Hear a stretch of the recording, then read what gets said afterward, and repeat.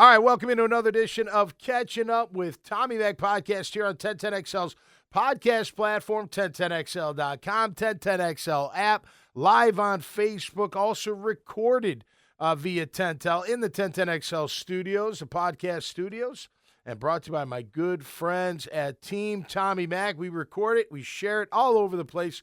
YouTube, Spotify, iTunes, you name it. Wherever you watch or listen to your favorite podcast, we are there. We appreciate all the support with Catching Up with Tommy Mac, and, of course, all the shows that come out of the 1010XL podcast studios. You see my new swag, a little Baracus, a BA Baracus, if you remember that. Yeah, they are a security group out at the beach. They got a great program for you and your business under $10 a month to always have them on call when needed. Alarm goes off, you're not there. A trespasser, you're not there. Whatever it may be, the Baracus Group will take care of it. Check them out at bgsjacks.com, and we'll talk about the rest of the team as well a little bit later on. Of course, a Friday edition before Memorial Day weekend. First and foremost, before we get into it, let's say hello to Grammage. Grammage is here, of course, getting the show all together. What's up, Grammage? Good morning, sir. It's Friday. Don't you love a Friday with a long weekend ahead of us? Absolutely. You know, we've got some action going on. I've got my daughter Kelsey's 21st birthday celebration. Ava Lou, our cousin, she's coming up from Stewart and her family. We're going to have a heck of a time out at the beach, out at the bars, all that fun stuff. But I'm looking forward to being home. You know, we've been traveling, right? You were traveling. Yep. It's nice to, I tell you, we live in paradise, don't we? Yeah. We do. We live in paradise here in Jacksonville, and it's almost like you live on vacation. Yeah. You know, because that beach is right there. Everything's right here. Water, you name it, you've got it. But it's always great to be back home. Before I move forward, of course, this is Memorial Day weekend means what? We memorialize all of those that lost their lives fighting for our freedom. And, you know, I always say it every year, but, man, that's the ultimate sacrifice. When you give up your life to defend your country's freedom, that's the ultimate sacrifice you can make here on earth. So thoughts, prayers, all good vibes, wishes to all the people that have lost their lives in our wars and all their families as well. That goes out to all the military. I love you. No question about that. All right, we're going to get into a couple things today here on a Friday. I was talking to Grammage earlier. We are going to go through a little NFL rankings because it's interesting. I'm seeing Trevor. I've seen 16. I've seen 13.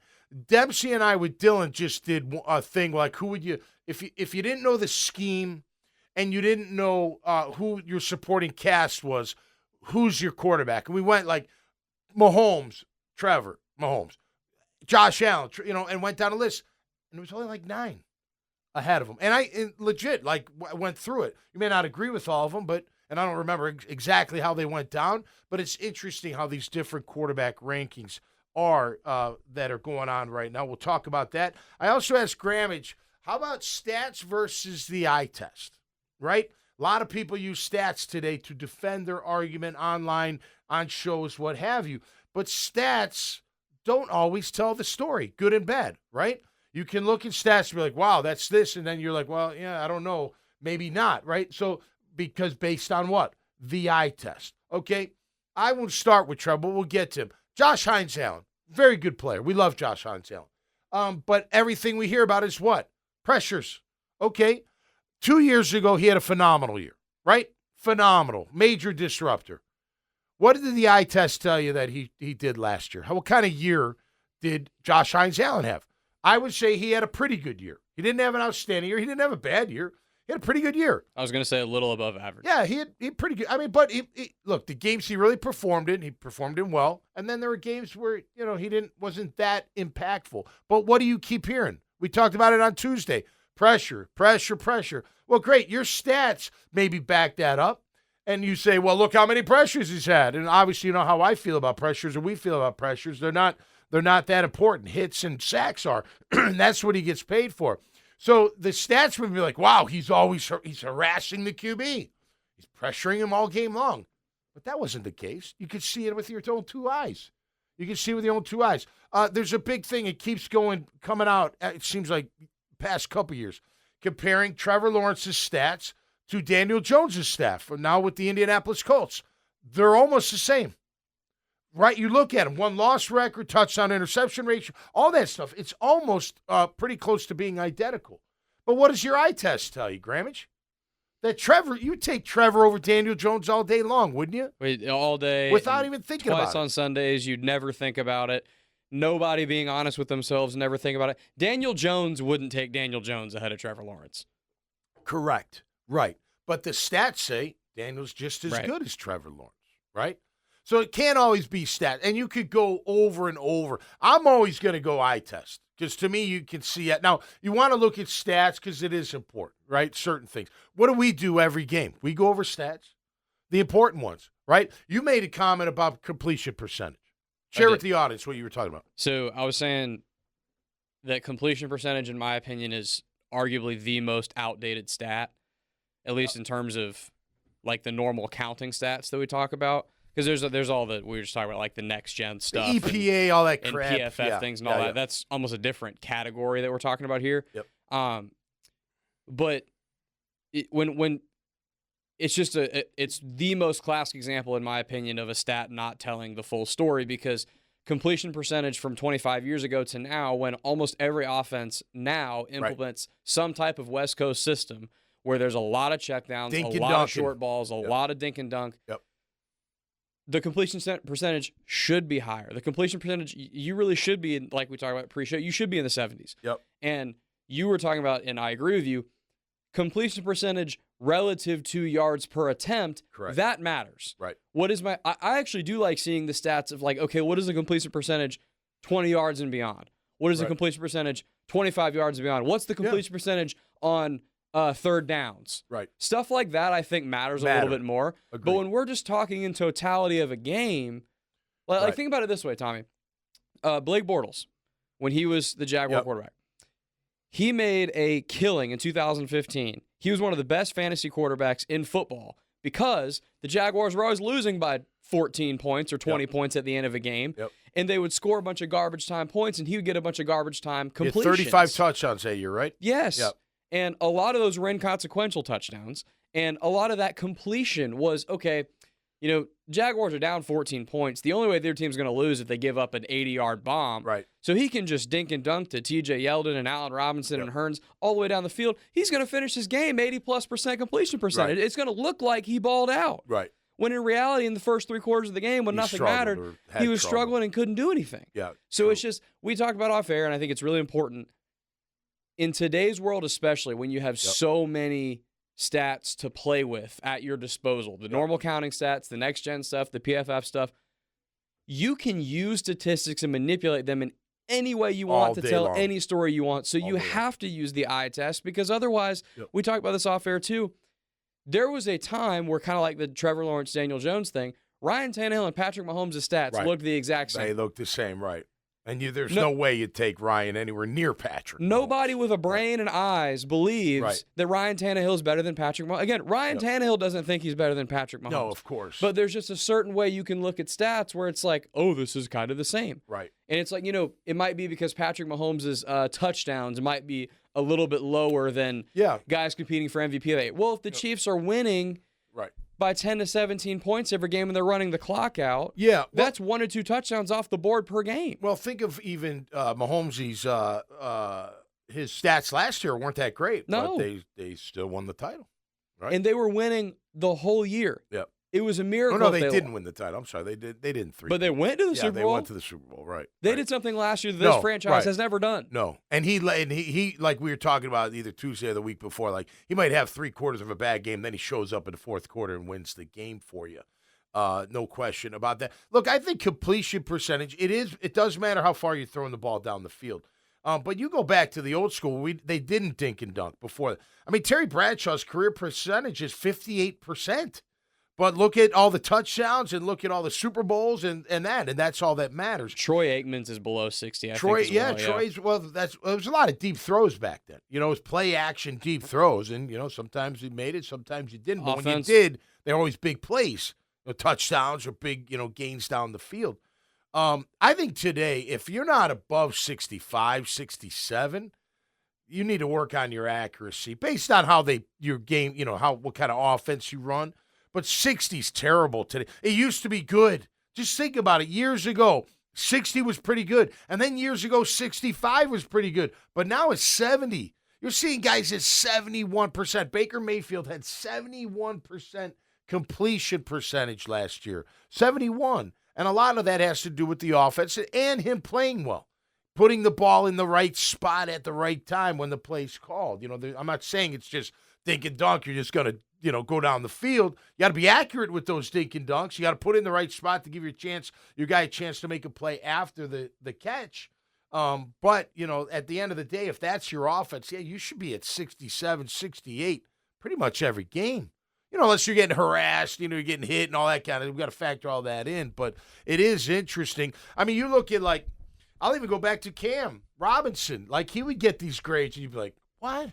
Brandon Sheriff would get these grades. You're like, wait a minute, I saw him give up 2 sacks. Or what are you talking about? He didn't give up any. Last week it came out that Walker Little only gives up 4% pressures. You're like, are you out of your mind? My mind, there's no way what I'm looking at says that. And I'm not saying it's terrible, but it ain't 4%.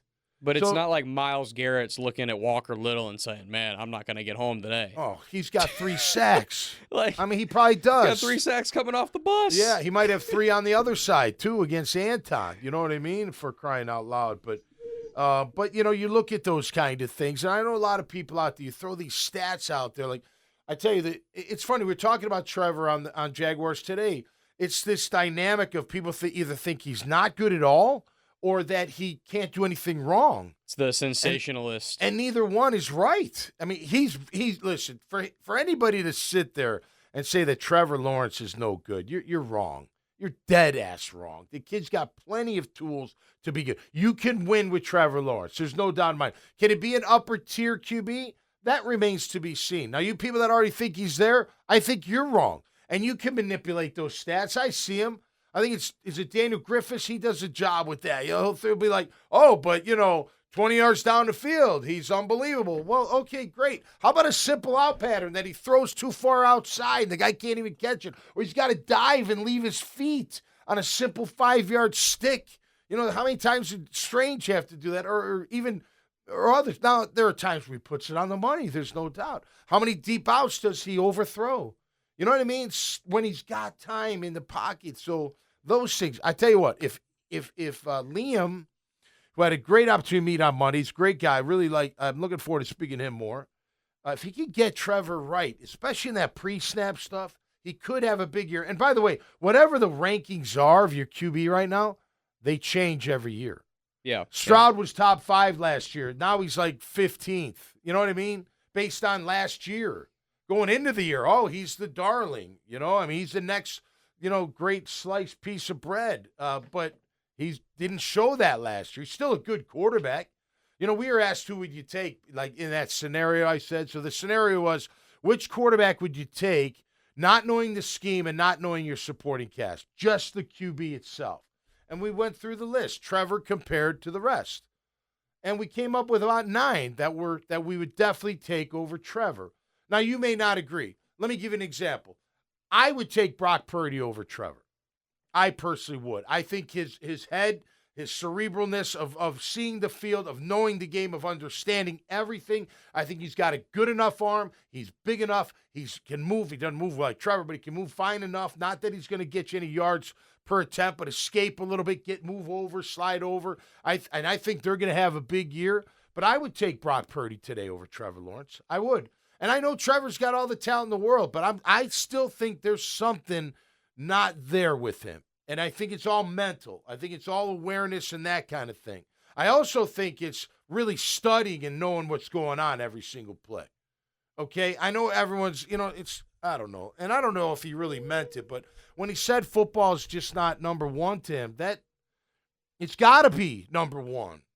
Family, yeah, faith, yeah, of course. But other than that, it's football, 100%. So, I don't know. To me, that's that. Where Trevor you're only going to be as good as Trevor takes you. The defense is a big part of it too. Don't get me wrong. I've said it many times. They are the ones that cost these games. But we're only going to go as far as Trevor Lawrence in 2025 and beyond. And this is the regime that they say they're going to fix him. By the way, Doug thought he could fix him. I know you want to put it all on Doug. I don't. There's a combination. There's a middle ground there, but I'll tell you what, most former players put it on the player. It's up to the player to perform well. It's up to the player to be ready. I mean, you're a grown man, for crying out loud. This is the professional sport. This isn't college or high school. This is the real deal. You know, like it's up to you to perform. And if you're not studying enough, and by the way, it's not just Trevor. I don't think a lot of them did last year. I really don't, or 2 years. I think some did. I think about half maybe did, but I think the rest. And what do I always say, Grammage? What did my old linebacker coach used to say? Don't brother-in-law each other, right? I'm not going to watch film after practice. I'm going to go home. No, man, we got to watch film. Let's go. Come on. It'd take 15 minutes, 20 minutes. You don't have to rush out of here. And there'll be times where you didn't want to watch film. I watch it later. I'll come here in the morning, get up early and come. You wanted to get out of Dodge. But then there was always, hey, man, you got to watch. You got to stay a little bit longer and watch some film. Just to understand the game plan, understand the tendencies, understand who you're playing. You know, here's an example. Now, this is like top-of-the-line example. I met Luke Kuechly Sunday night at the Tom Coughlin J Fund. And then I was speaking to Dan Coppin, who's the center for the Patriots, or was, under Brady, right? Two Boston College guys. And Coppin's telling me at lunch after the golf, he's like, man, because Kuechly walked by, and he's like, man, that guy knew every single play. I mean, he would be barking out our plays before we'd even snap the ball. Well, that just doesn't happen naturally. That happens by studying like crazy. Like knowing these tendencies. We used to forget the game plan. I wanted the tendency book because it was incredible. I mean, it could be anywhere on the field, any down and distance. How do they line up? And then you memorize it, right? Because then when it's 3rd and 3 on their other side of the 50 and they run a bunch formation with a single back, this is what they're going to do. And you're like, I'm going to see it. And the minute they think, or the second that I think it's happening, boom, I go make the play. That was Luke Kuechly. That was him. That's why he was an all-pro, a Pro Bowl, and plus all the talent. But it's the work in the film room. It's work in the studying. It's all that made him fantastic. I'm telling you right now, that's what it takes in order to really succeed at that level. And I don't think they had enough guys. And no, I don't think up until this point, I don't think Trevor put in the extra work. I've heard rumblings about it. I've said it before. I hope him having a child and having a family like this, and obviously the big deal's coming up, this is the year that you do. You put in all that extra time. And by the way, it's not just him. It's all of them. They all got to put in the extra time. But I'll tell you what, if the leaders don't, the other guys ain't going to either. If I see my star player blowing off a weight room lift or blowing off a film study or blowing off whatever, maybe I sit there and say, well, maybe I don't have to do that either. I can just go home. No, I don't have to lift extra. No, I don't have to run extra. No, I'm good. I'm going to show up on Sunday, and it's going to be great. And guess what happens? You end up 4-13 because you make mistakes over and over and over again. You're out of condition, some of you. You stand up too tall. You get driven down the field 10 yards. You guys talk about like these D-line. Now, I'm not talking about all of them, but some of these D-line, like, no, this is going to be new for them. Really? I've seen Devon Hamilton down the field like 5-10 yards way too many times. Way too many. I mean, we've seen that with Lacey. We've seen that with Ledbetter. I mean, literally driven down the field 5-10 yards. You're like, what the hell is that? You know what I mean? You think, oh, new regime. No, maybe Campanile can light a spark and get him to really understand. I do think we'll go back to the same thing, Grammage. It was way too comfortable. But I think it was way too comfortable because I think after a while, I don't think they really cared. I really don't. And I think after a while, Doug was like, screw it then. These guys they're not responding. They're not doing it. You saw it in games. And I'm not defending Doug. He's gone for a reason. You can't go 4-13. You can't have the collapse at 8-3. What do you think would have happened to Sirianni if they fell this year? What do you think would have happened after collapsing the year before at 10-1, right? What if the Eagles crapped down their leg this year and finished 7-10, 6-11? He'd have been burned at the stake. He would have been burned at the stake and probably fired, right? Let go. 100%. You know what I'm saying? So, you can't have that in the National Football League. And there are reasons behind it, whatever. But they figured it out up there, and we didn't. Hopefully, the new regime does. I feel pretty good about them, though. I do. Quick look around the National Football League. Hey, listen, I know there's a lot of comparison But hats off to Aiden Hutchinson for being cleared to play. He has been cleared to do all the football activities, including playing. That's absolutely incredible. It's going to be interesting how he plays this year because coming off that kind of injury, it's going to be in your head early on. It is. I didn't have that kind of. I had an ACL though, and I remember that next year. It took me a minute, more than a minute, to forget about my knee, to forget that I'm not going to hurt it again. It's fine. And I remember the first time I ran down on a punt drill and had to break down, and something clicked in my knee. It was like the first real instinctive movement other than training and rehab and all off season. I was like, oh no, I did it again. Like that was my first reaction. And then you're kind of, going through all that. And then eventually you're like, okay, there's nothing that can happen to it. It's healed. Unless something freak happens, you got to let it go. But hats off to Aiden Hutchinson. I know we all get our panties in a wad, some of us, about the comparison to Trayvon. Listen, I don't know if I'd still take Trayvon knowing what I know now. Now, granted, the injury would factor in, but I think Trayvon Walker's going to be an outstanding player. I think he's going to have a magnificent year. I think he's on the rise. I think they're going to use him correctly. I think Campanelli's going to get him going. I think Trayvon Walker is primed for a big year. And I'll tell you what, you don't think so? I'll tell you this. You think it's easy going double-digit sacks and playing good against the run, 3-4 outside backer first year or 2 years, and then a down lineman? It's not easy. It's not easy at all. So for him to be able to do that and to improve his game, I think he's going to be a tremendous football player. I really do, man. He's good against the run, and he's only getting better against the pass. To me, he's a star in the making. And I look, what do we need? Well, number one, Eric moving inside is going to be huge. It's going to be absolutely huge. And Mason Smith coming on is going to be huge. The rest of you're going to have to fight for that backup position, right? Whoever that may be.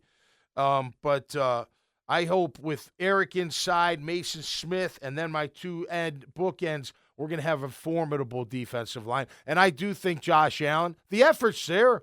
It's not like these guys don't try or they don't care. But listen, like I've said before, there's a difference between caring and doing everything you can to being a dominant force on Sunday. And they have the ability to do it. I truly think they do. So that's going to be a good thing. Fred Warner got a nice big extension. Tell me he ain't a ball player. Tell me you wouldn't want every player on your defense to play like Fred Warner, man. That guy is absolutely incredible. A big deal. 55, 60 million in guaranteed money. Well deserved, Fred. I tell you, he's one of the most fun linebackers to watch. Why? Because he is all over the place. Blitzing, the run with big hits, covering the pass, hitting the receivers. I mean, this guy, the tight ends, he is absolutely incredible. We don't have a Fred Warner on our team. We do not have a Fred Warner on our team. We got some good linebackers. I like Foye. I do, but he's not Fred Warner. Fred Warner, one of the best linebackers in all of the National Football League, stays with the San Francisco 49ers. John Lynch, good job. I wouldn't let him go either. That guy's too much of a stud to let go. But nonetheless, that's a good look around the NFL. Brought to you by Team Tommy Mac. Check out TommyMac.net, please. When you get a chance, you'll see them all there. Carbon Man Flooring, Morgan & Morgan, the outstanding personal injury law firm, dummy. Jason Miller, Jim Young, you're my guys. I appreciate all the support. Chris Lucero's Bail Bonds, J-Dog Junk Removal and Hauling, Azar Sausage, Freedom Finance, Family Tradition Specialty Foods, Home of Coconut Joe's, Code Ninjas, Newmark Phoenix Realty Group, Salt Air Inn and Suites. Visit saltair.com. The Baracus Group I mentioned early, BGSJax.com. And, of course, want to thank everybody at 1010XL for being part of the family. All right, little short one today. We're going to get ready for the weekend. I might jump on from the home studio if something came out. I hope you saw what I did the other day about the tush push. I think tush push is kind of weak, to be honest with you. It's like the guy that needs his friends to fight. You know what I mean? They won't go one-on-one. They need their buddies to back them up. That's how I feel like the tush push. Like, I'm going to smash at the line of scrimmage, then you guys are going to push from behind to get in the end zone. Sounds like a little sissy la-la to me. You know what I mean? Like, just line up. If you score, great. But if I stop you, then I stop you. Not this, I'm going to push. This ain't a scrum. This ain't rugby, And Jeffrey Lurie, you're kind of weird with did you hear what he said at the end about you didn't hear what he said? Like, he spoke for an hour defending the tush push at the meeting. An hour. If you got to spend an hour defending anything in terms of that kind of thing for a rule on the field, there's something wrong, in my opinion. And then at the end, he says, it's appropriate. I'm not saying it. He said, I quote him. He said, it's like a teenage boy's wet dream. We created something. The only way you could stop is by taking it away. You're like, huh? Like, what did you just say? I don't know. That was really strange, but needed an hour to defend the tush push. I don't know. You know how I feel about it. And again, if they're going to keep it, fine. I'm getting a bunch of fat sumo wrestlers to play, in between the guard and center on each side at the goal line at short yardage. And I'm going to tell my linebackers, aim for his head. I'll pay your fine. Aim for the QB's head. Take him out. I don't care. They want to do that kind of crap? Well, this is how we're going to respond. And I think you should be able to hit him in the face anyway. You know what I mean? All of that was spoken like a true middle linebacker. I know. They deserve it. And listen, I made my living on goal line. That's how I made the team. My first year, 95, I was starting on goal line at short yardage. But I was counted on the stop, and it was line up in an I formation, that fullback in you, and then the backside backer. If the lead linebacker does the right job, the back will cut right back to the next guy, and he's got to beat that block and come up and smash the living shit out of him. That was great. Why do we got to do this rugby scrum? So, I disagree with you on, like, the tush push as a whole play. Yeah. I didn't think it should have. If I had a vote, I would have not voted to ban it. Yeah. However, we have talked about this before on this show, and I think you're going to be in agreement with me here. The one thing I do think it's really dumb that seemingly it's dumb that you get forward progress as an offensive player, and you also get to, if the running back's pushing, you also get to have three linemen come up and help you. You shouldn't be able to have that both ways. Yeah, it's weak sauce. So the tush push as a whole play I'm fine with, but I think there are times, I've seen multiple times actually with the Eagles specifically, because they're obviously like the team that does the tush push, where initially they kind of do get stopped, and then maybe they kind of get a lean one way to the left or to the right, kind of off somebody's butt, like the center or guard's butt, and they kind of get that extra weight going that way, and they end up scoring or getting the first down or whatever. That's BS. Yeah. You can't sit there and have a scrum, and then, because they always tell you what's the rule, that once you stop forward momentum, you're done. Right. Okay, well, the refs need to blow that whistle very quickly. Right, they don't, though. They don't. They don't. Which that I think is BS. Yeah, I agree. Because how are the? I don't know. Maybe you can stack put big guys in the back, but move them up to the front. You know what I mean? The Jags stopped it. That was one of the only good things they did on defense last year, right? Is stop the tush push. They stopped it twice, and then they tried to do a fake, and they stopped that. Yeah, they did. It's one of the best plays Devin Lloyd made all year. I tell you what, that big boy from Florida, I know what his role is. Yep. You know where I'm putting him. If I'm the Bucks, I got Vita Vea and Desmond Watson. Bring it on. Here's the thing, too, with Jalen. That's like 800 pounds, bro. I know. Well, Jalen squats 700. Why can't he just do the sneak by himself? He's so strong. Why does he need help from the backside? You know what I mean? QB sneak used to be an art. Remember, we used to give Trevor a ton of grief because he didn't know. Then he seemed like he was getting it. That's a weapon. 6'6" QB sneak. Well, they just find the crease. They used to just not run it. Right. Remember with Urban? I know. Remember Urban said something about like he hasn't practiced it? Yeah. And they talked to Trevor, and he's like, I know how to QB sneak. Yeah. It was weird. But nonetheless, it's going to stay. I do like that they went 23-0 on the Olympic flag football. You guys are going to kill everybody. Who's going to beat America in flag football? Name a country. Samoa, maybe, because they're very big and athletic. I don't know, but really, they don't got the nobody. speed. Nobody got the is going to speed. beat them. You're They're telling me going to go undefeated and win the gold medal. Then what do you, I don't know. Great, but at the same time, like, No, I'm play? I'm gonna have a blast watching this. Well, they're going to beat everybody. They're gonna kill everyone. It's going to be I cannot wait for ridiculous. some poor kid from Ireland to try to cover Tyreek Hill or Justin Jefferson. Scotland. Oh, I can't wait. Now The Netherlands. What is interesting though is because this happens a lot in basketball. In basketball, oftentimes Team USA struggles to get all the top guys to play.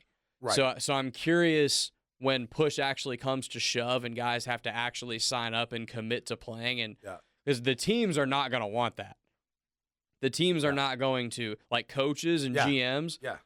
Trust me. You think the Vikings GM wants Justin Jefferson out there? No. Remember Robert Edwards getting hurt on the beach? Yeah. The running back from the Patriots, man. He was Rookie of the Year. Offensive Rookie of the Year. Went out to the Pro Bowl and played beach football, went up for a jump, came down on the sand, blew out his knee, never played again. Or tried to play again, but never made it again. He was a good player. He came from Georgia. He was a good running back. I played against him, and he wasn't easy to take down. I'm curious, like, who they're going to actually be. I'm sure they're going to get some good players, but I maybe the first time, because it'll be the first time, maybe they'll get the buy-in, but I don't believe every 4 years they're going to be able to assemble, like, the perfect all-star team. Right. You know what I mean? Especially, like... I just don't think anyone's going to compete. I mean, basketball and hockey is different. You got European players playing in the NBA and NHL, and then they go home and play for the teams a lot of the time. You know what I mean? Right. So and they play basketball and hockey over there. They might play listen, they are playing American football over there, but ain't nowhere near the athletes that you see not even the college level. You could probably take one of the best high school teams in the country and beat every freaking country in flag football. If they got a total buy-in, like if they were legitimately able to get whoever they wanted and everybody from the NFL was like, if you call on me, I'm playing. Yep. I don't think there would be a drive where they wouldn't score. I agree. That's what I'm saying. If It's going to be like 72-0. I mean, if I have Japan, let the Japanese go out there. But depending on, I don't know what the scramble rules are. I don't know what the scramble rules are with that flag football league. I'm not sure. But if you can scramble, I would imagine the best quarterback you could pick is Lamar. Yeah. In flag. If not, maybe Mahomes or Josh Allen or whoever. If you have a stud quarterback like that, a top 4 or 5 quarterback in the game, and I've got Tyreek Hill, Justin Jefferson, Jamar Chase, like. All right, let's be honest. You know why the players want to go to the Olympics? For the Olympic Village. That's why they want to go. They want to take advantage of all that action in the Olympic Village. Because they hear all the stories, what goes on in the Olympic Village, and they're like, man, I want to meet some international women and go to the Olympic Village while I play flag football. It's a win-win for all of them, all the single guys anyway, right? That's why they want to go. All right, let's wrap this up. Let's do our own, I just saw this, our own ranking, okay, of Trev. I just to throw it out there to finish it up, because I saw this one list. They had him at, they had him at 16. I didn't agree with. I thought he should be a little bit higher. That's ludicrous. I thought he should be a little bit higher. But let me make sure I got it in order here. Okay, so this is, I forget where it's from. It doesn't matter. I'm going to give a quarterback, and you say Trevor or the quarterback. And there's no really criteria. I'm not going to say, like, you don't know who the scheme is. You don't know who's around him. Just him as a QB. And them as a QB, right? So first one, Patrick Mahomes. Trevor Lawrence. No, I'm just kidding. Yes, Patrick Mahomes. Mahomie. Burrow. Lamar. Josh Allen. Okay, that's the top 4. I agree with all of that. This next is they have them as tier 2, high-end starters. Jalen Hurts. Me too. Jaden Daniels. Me too. Matthew Stafford. I'd take Stafford, but age is Stafford though. He's still producing pound for pound. If it's just right now, Stafford. Yep. Yeah, it's not like actually the criteria on Jaguars today was 5 years. Playing 5 more years, so Stafford wasn't going to be in there. But I think toe to toe, year to year, I'm going Stafford in my opinion. Justin Herbert.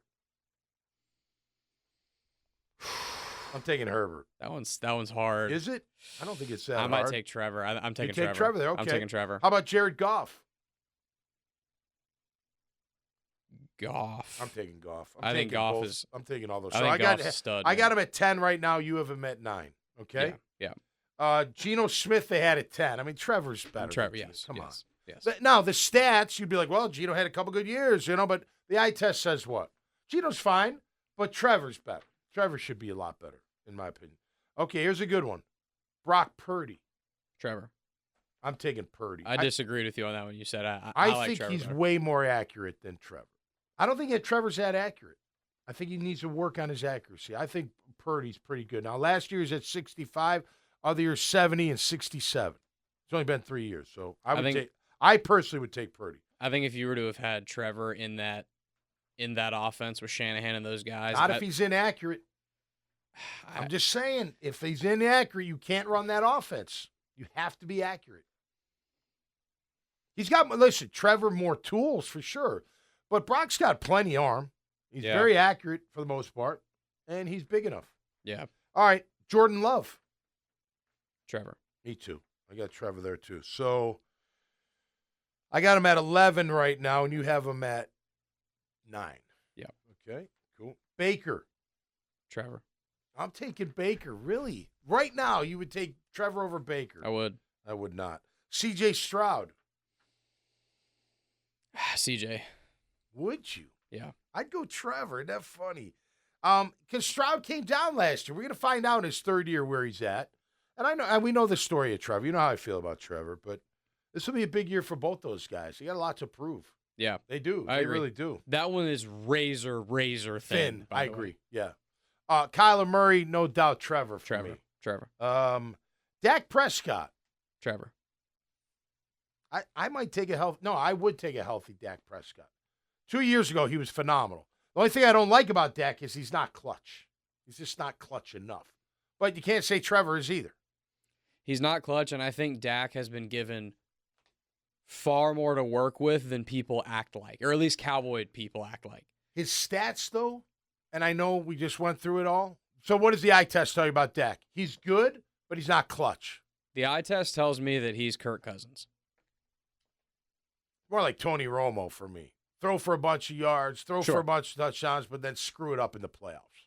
Yeah. Is that fair? A great regular season core from September to November or December. Yep. Everyone's saying, man, we don't give this guy enough credit. Then you forget who he is by February. That's right. All right, Tua. Trevor. Trevor all day for me, too. Bo Nix. Trevor. Yep. Bryce Young. Trevor. J.J. McCarthy. Trevor. Drake May. Trevor. Michael Penix. Trevor. Yep. Caleb. Trevor. Cameron. Ward. Oh, Cam Ward. Trevor. Sam Darnold. Trevor.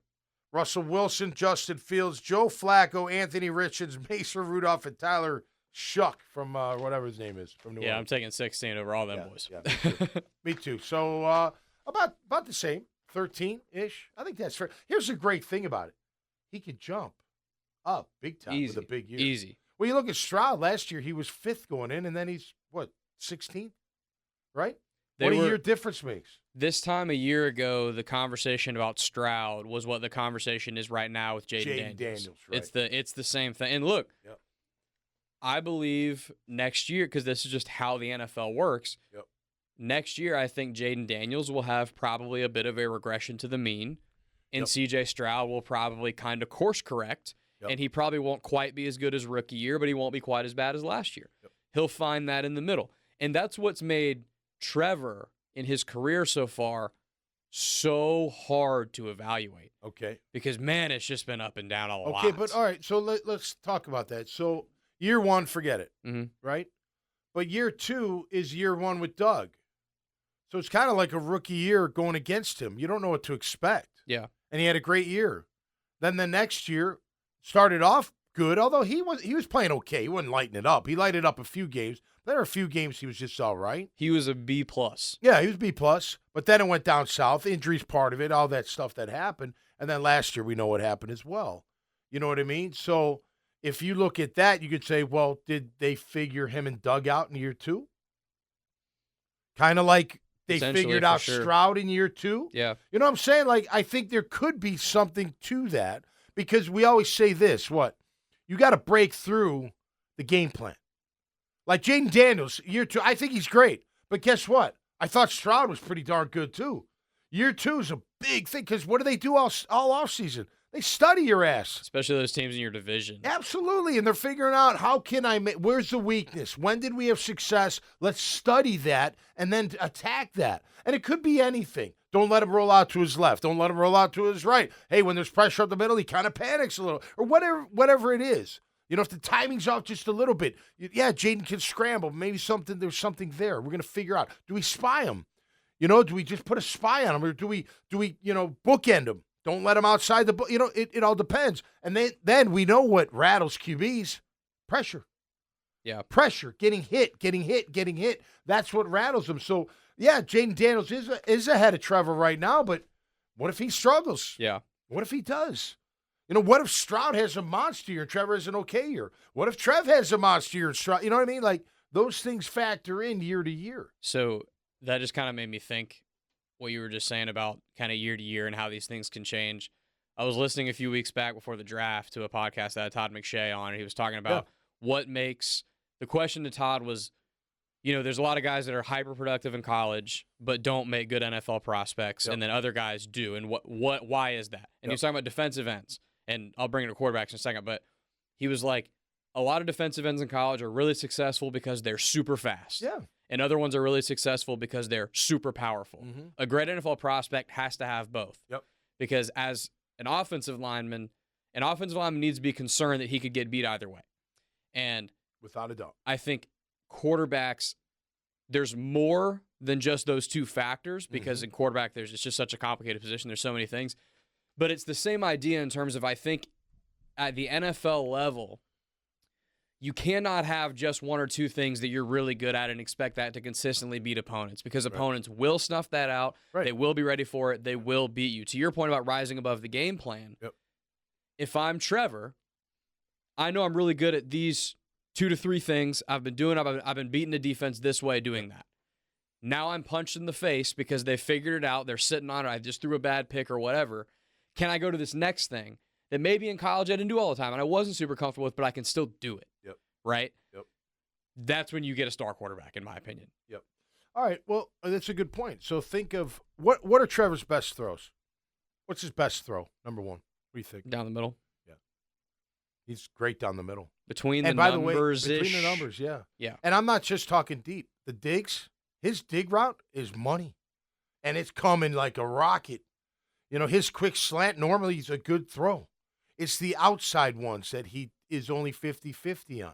Deep outs. Deep out, even sometimes just simple outs. He just, for whatever reason. And I think they're going to fix his mechanics that'll help him with these throws. There was a throw, I'll never forget. A lot of people are like, oh, he should have. It was 3rd and 2. And he missed what was his, number 2 last year, the third running back. Dearness Johnson. Who? Dearness Johnson. Dearness Johnson. I was going to Dearness Johnson. And it was a simple what do they call it, a option route. He went up and then did a little wing and then the quick out. And it was easy first down. And he missed him. I think I remember And I remember going, that's the kind of throw that drives me insane with Trevor Lawrence. Those are the easiest throws. He's open, you have time, and you just miss him. And there are too many of those. So that to me is like, okay, so let's hone that in. A lot of that's going to be technique. And I look, one thing Doug was a former quarterback. I get it. Liam a little bit younger. Liam, former quarterback. I like it. You know what I mean? I like that part of it. So if they can hone those up, because just think about this. If he made 50% more of the routine throws, I would have a different outlook on him. I would. Yeah. You can't miss those easy throws, and he misses too many of them. And then he makes a good one. So if they can hone that in. But my point is, well, we still got to have the outside throws. You got the speed. But I tell you, those inside, those crossers, he's good at those. He is. Keep him in between the numbers. He's good at the tight end down the field, right? He throws the seam pretty damn good. Sometimes he'll sail it. It's easier said than done. The guy's underneath him. You got to try to fit it in. It's hard. You throw it a little bit high. It happens, right? Hopefully he can clean that up. But to me, keep him in the middle with those occasional out ones, and you're going to have a good year. Well, Tommy, we talked about all throughout the season when this team – it was almost impressive how this team just kept figuring out ways to lose one-score games, right? Yeah, right. Okay, well, you just described it's 3rd and 2. I got to have it, okay? Right. Say I end up losing that game by 4 points. Yep. Okay. What if that had been a completion and a first down on 3rd and 2? We go down and score a touchdown that drive. That's a win. We win the game. Right. You know what I mean? And those plays, fans and media alike are bad about this, and I've been guilty of it myself. We all have a big microscope on those things when it's late in the game with 2 minutes left. If you miss a throw or something, and we're like, "Oh man, you can't miss that." Remember Saquon dropped the ball against early this year in the Monday night game against the Falcons. Yes, and everyone's killing him, right? Well, it counts just the same if it's in the second quarter. Right. You know what I mean? Right. Those points, those yards, those first downs, they count all the same. Right. So it's that one would have sealed it though. So that would have been a clutch, right? Because I think if he caught that, the game's over. But I know what you're saying. Well, and what I'm saying is everyone remembers that Saquon play, right? Because it was in the clutch. Yep. That Trevor play, you could argue, is just as costly because it cost you a drive, but no one remembers it necessarily because it was in the second quarter or whatever. It was just 3rd and 2 and not a big deal, but it is. Those little things add up, man. And in the NFL, the games are just too close. Yep. And again, we just talked, like, this team kept finding ways to lose one-score games. Stuff like that is why. Yep. Stuff like that is absolutely why. Yep. If you lose by 4 because you missed out on one opportunity, that could be a touchdown, man. That could be. And it's not just Trevor. By the way, it could be a catch instead of a drop. It could be hitting the hole as a running back, the right time, the right way. You know what I mean? Those little things, they add up. That attention to detail. Little things like the first game of the season, everyone talks about the ETN fumble. Yep.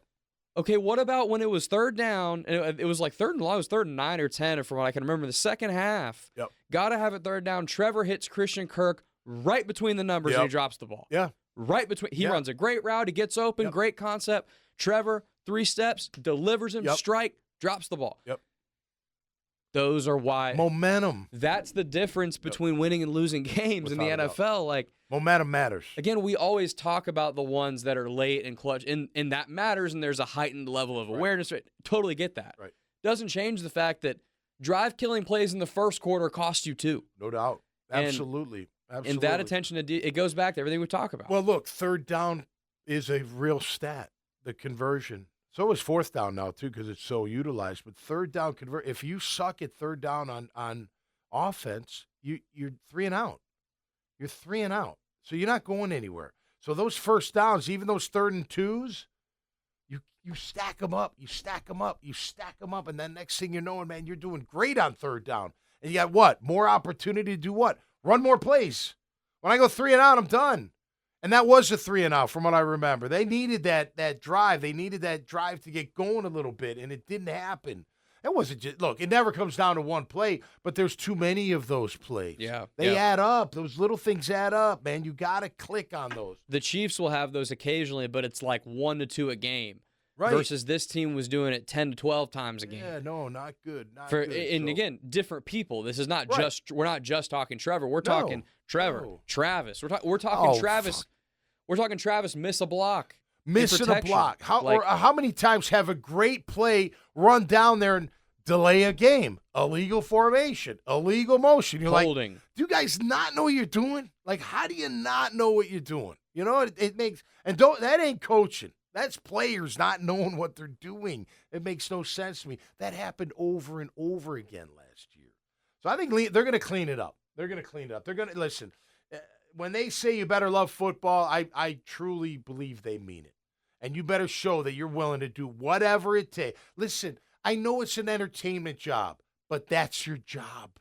And it's the greatest job in the world. I'd have played 15 years if the league would have let me. I would have. I'd have played forever, man. It's the best job in the whole world if you're into football, you know, any sport, professional sport. But it is. But, man, I tell you what, if you don't show that you really care, like you want to win every time, you want to play great every time, you're so damn prepared that the game's easier than practice, that's what you got to get to. And they didn't have enough of that. You know what's funny? And I know Hacker just talked about the turnover. What was their first press conference? This ain't a 4-win team, except we're gutting it. That's hilarious, you know. No, this ain't a 4-win team. Look at this roster. But yet we're getting rid of most of them. So just hang in there. Hang tight, and we'll get the new regime, which I'm looking forward to. It should be a good time. OTA's on Tuesday. So By the way, I'm doing radio next week, Tuesday, Wednesday, and Friday. I'm filling in for Dempsey with Fat Tony. So we'll do the Tuesday. Listeners have to pay extra for that? That's right, man. You know it. So 9 a.m., we'll do the pod. Hell yeah. Okay. Shows at 10, OTAs at noon. So I'm looking forward to getting out there. That's a loaded day, baby. I can't wait to go watch. I haven't seen them yet, and that's the second time the media's allowed out there, so I'm going to go out there on Tuesday and can't wait to see it firsthand. But before that, we're going to have a great weekend, and I hope all of you have a fantastic Memorial Day weekend. Hey, while we're out there, you got to stay safe, man. Be cool. No doubt about that. If you get in trouble, call Chris Lucero's Bail Bonds. I'm doing this as a public service announcement. 904-822-2245. Plug it into your phone. You get thrown in the clink. He'll get you out in a blink. His team's 24/7. And I'm not doing that just to promote him, although I love promoting him, but it's all for you out there. Stay safe out there. And remember, this weekend is all about remembering our soldiers that have lost their lives protecting our country's freedom. And to me, that's the most ultimate sacrifice anybody could make while your time is here on this earth. That goes out to the families as well. I know you families want your soldiers to come home safe and sound. I know that's got to be just unbelievably tough and challenging. My thoughts and prayers to everybody. I love our military. I'll always love our military because why? Because they put their lives on the line for all of us. So peace and love to all our military. Have a great weekend, Grammage. Have a great weekend, everybody. Peace and love. Thanks for all the support. We love you all watching and checking us out. And we'll see you next time right here on Catching Up with Tommy Mac. Peace and love. Hey, Mia here, and thanks so much for watching 1010XL Jaguars. For even more coverage of the Big Cats, be sure to subscribe to 1010XL Jaguars.